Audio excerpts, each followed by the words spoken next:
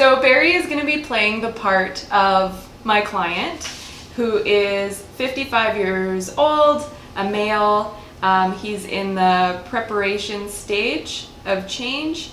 So I understand that you're ready to start a regular exercise program. Yeah, I need some help and guidance on, what I should do as far as the program and what I should be eating and not eating. Okay. Well, congratulations on your decision to make a change. Oh, thank you. Make a step closer to a healthier lifestyle. I'm sure that you'll feel better right away and feel more energized, maybe even have an elevation in mood. Exercise can tend to do that. So I just want to start by going through some of your results. So have you ever heard of BMI before? Has a doctor ever talked to you about that? What's that? So BMI is your body mass index. It is calculated using your weight and height.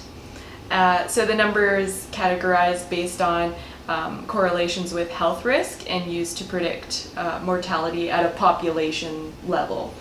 If you take a look at the chart here, these are calculated using, like I said, weight and height. And so these are how they categorize the BMI. And so if your BMI is under 18.5, that's considered underweight, and it's actually an increased health risk to be underweight under 18.5 BMI. Next level is 18.5 to 24.9. That's considered normal weight, that category, and they're at the least risk of health concerns, mortality risk. And then beyond that, 25 to 29.9 is in the overweight category. That's at, you're increasing the risk. And then 30 to 34.9, that's considered obese class 1. And then above that, 35 to 39.9, obese class 2, 40 and above, obese class 3. So you'll see the risk for BMI goes up as the BMI goes up. So it's like my 600-pound life. That would be, in the class 3 category. So your BMI came in at 28.4, so that would be actually in the overweight category. So it is considered increased risk. So, you are already here, you're ready to make the changes, that's the first step.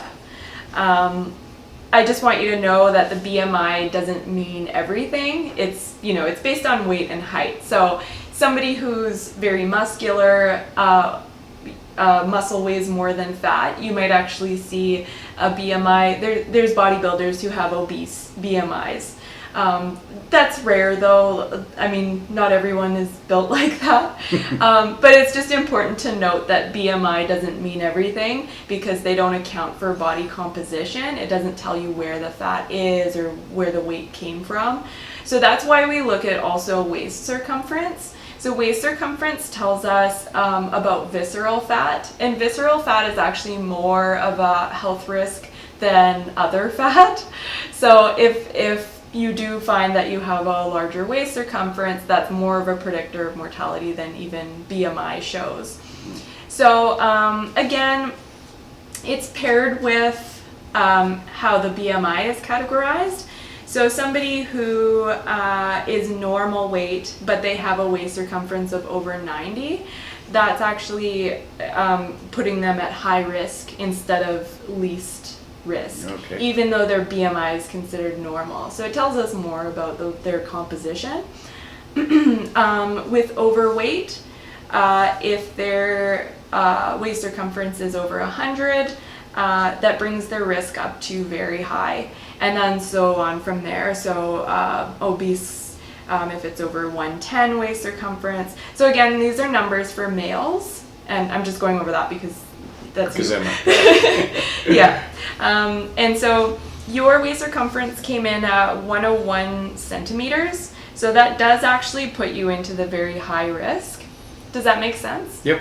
Yeah. Okay. So how do you feel about these results so far? we've got to do something about them. Yeah, and of course you're here, so you're Yeah. taking the steps to do that. And then of course it's very obtainable to reach these results, because we're really only looking at 1 to 2 centimeters above what brings you into this very high risk category. Yeah. And so that's very obtainable to get those results and bring you back down to increased, and then hopefully into the least category. So. Yeah. We're ready to make the plan to take the next steps. I just want to go through a few tools with you to help you to move forward into these action plans. Sometimes writing things down, putting things onto paper makes it more real and makes you more accountable. Mm-hmm. And then you can also plan for unforeseeable events. If you happen to know that you get really busy at certain times of year, you can come up with plans on how you're going to get around that. How are you going to still fit your activity in? And also we want to choose activities that are sustainable. You don't want to take on too much that's going to change your life too much that you're not going to keep it up. So we want to be able to pick something small and then increase from there. Okay. So do you have family or friends that support you? Have you told people about your goals? Not yet, but I'm planning on getting my wife to do it along with me. So Okay. So you think you need her support and participation It would help, to yeah. help with your goals? Yeah. Okay. So I'm gonna just show you a few tools that we can go through. So the first one is the goal setting worksheet. So I'll just read through it. Complete the following exercise to make a formal record of your overall physical activity goals and obstacles. It's okay to dream a little and make these long-term goals something you'd like to achieve over a year or so. Just be sure to keep them realistic to you. Once you have completed part 1, proceed to break down the overall goals into a more specific set of short-term goals and action for the next 1 to 4 weeks.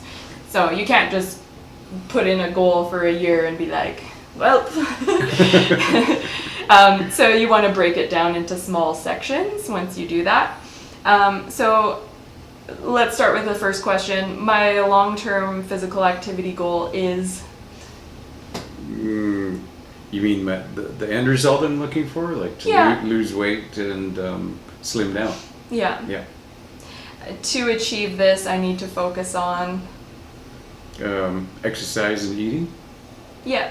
And of course, exercise is one component of the weight loss, and then eating is the other component. So of course when you bring in both, you're going to see the maximal results. And then what are you willing to do to make this happen? Whatever I need to. I'll kill someone.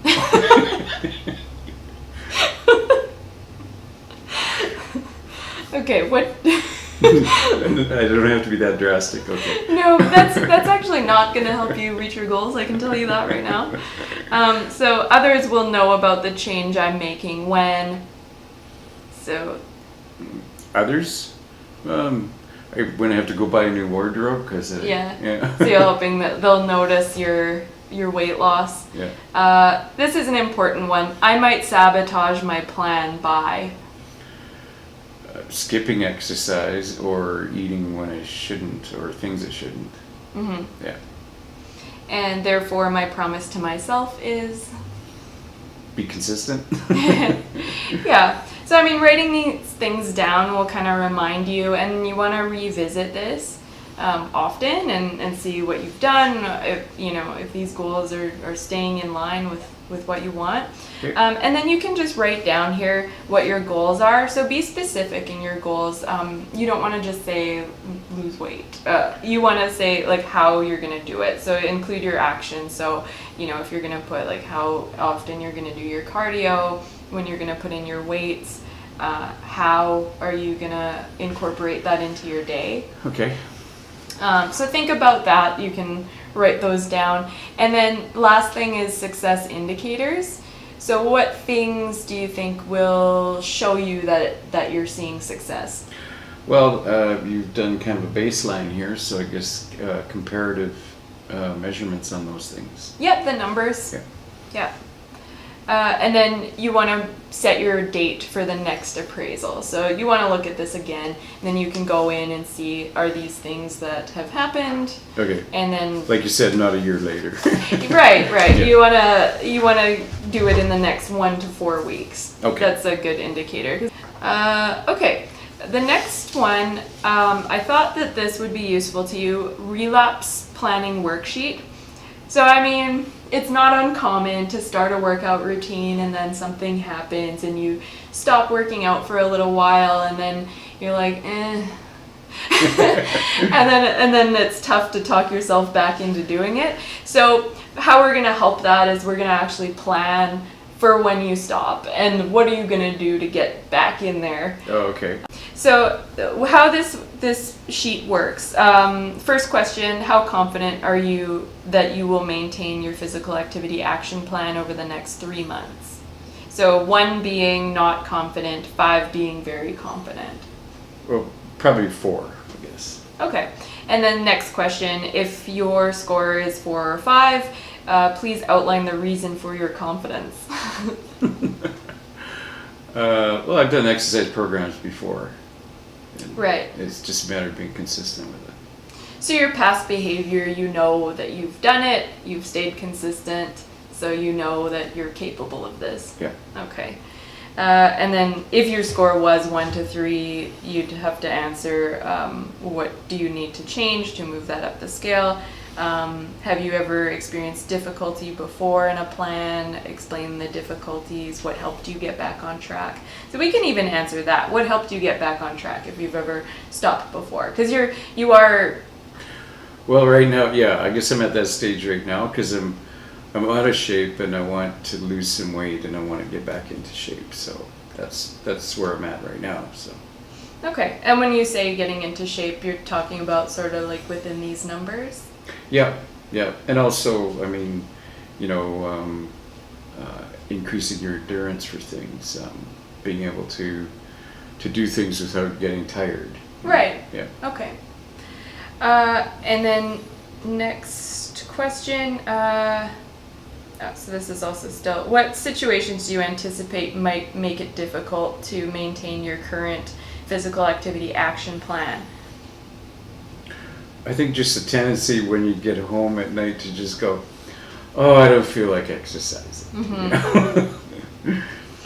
And so are you working out at a facility or do you have workout equipment at home? Yeah, we have equipment at home. Okay. And so you're already there. The equipment's there. Yeah. It's just a matter of doing so it. No excuse. So there's no transportation excuses. Yeah. So how could you handle these situations to increase the likelihood of keeping yourself on track? I don't know. I guess just don't sit down and start watching TV at night after supper. Or have you ever thought about working out before dinner? Like immediately when you get home? Or Yeah. No, I don't think so. Okay. All right. And so you think that if you because straight after dinner, you're probably not going to want to work out like exactly after you eat. Right. You'd probably want like a little bit of time to settle. Yeah. So what's gonna be the thing that's gonna make you get off the couch? I don't know. So that would be something that you might want to think about. How are you going to plan for this? So you kind of know it might happen. Well, I guess I could set a certain time to start exercise each night. And just keep that scheduled with Yeah. yourself. Mm-hmm. Okay. And then you mentioned your wife and you're hoping that she'll support you in this. So having sort of a workout buddy and her Yeah. support is going to help you as well. Yeah. Or she could at least tell you to do it, even if she's not going to help. I don't know if you're funny. And then next, if you do experience a relapse, so let's say you stop working out, what will help you to minimize it and get started again? So we don't want that relapse to turn into 2 weeks, 3 weeks. Yeah. We want to get back on as soon as possible. Well, yeah, so if I ignore it for a weekend or something, on Monday I should be like, okay, come on, get back into it. Yeah. So what's gonna help you do that? Just make it part of my weekly, daily routine. Okay, Yeah. so like schedule it in like it's a work thing. Yeah, like I'm back to work, okay, home, eat supper, exercise. Okay. Yeah. So you can, again, take this home and think about it, fill it out in depth. Last thing I thought that might help you is a daily planner. And so this just breaks down your Monday through Sunday. You can have more copies of these if you want. And so we've got morning, afternoon, evening, little blocks of time. And so let's say you want to do some cardio at lunch, you just want to do your lunch walk. You can schedule that in here. Maybe you want to do cardio 3 times a week. So you put, your lunch walk in there. You might do an evening on Wednesday. Friday you might do your lunch walk again. Whatever you want to do. And so whenever you put something in here and you do it, you want to check that off with a check mark, and then just record how you felt about after and how you felt about the exercise. Oh, okay. If you write something and you don't do it, you want to put an X there after you didn't do it. So you don't want to see too many X's. Right, and I mean that's gonna kind of make you want to do better when you look at this paper if it's full of X's. You're probably gonna be like, well, guess I'm not doing my plan. Time to go So back to this. You and want get to back see into check it. marks, and like if you wrote like felt great, stuff like that, like you're gonna look back and be like, it turns out like I didn't want to go and I did and I felt good after. So it'll entice you to do it more often. And so yeah, if you put an X, just put a reason why. So if it's something really reasonable, you can look back and be like, okay, I don't have to feel so bad about that. Like obviously I had a good reason. And then there's like lots of other check marks on the page. So this is just good to like keep yourself accountable, plan for things, and like have your schedule out in front of you, know what your day is going to be like, and you can fit that in. Okay. Okay, so you can take that. And so the last thing you mentioned was eating habits. Yeah. So I just want to briefly just go through the Canada Food Guide and see if maybe you're not aware of what's the recommended daily servings of each thing. So you've got your food groups. You have your vegetables and fruit, your grain products, milk and alternatives, and then your meat and alternatives, Oh, okay. your protein, and then your oils and fats. So that's obviously, it's not even in here because you don't need very much of it. So you want to look at the recommendations for your age and your gender. So 51 plus males, you want to just look down here at what the serving recommendations are. So fruits and vegetables, how many servings do you think that you get of fruits and vegetables right now? I don't know. I've never really tracked it. It probably varies from day to day too. Yeah. Yeah. So that's another thing. We want to be more consistent.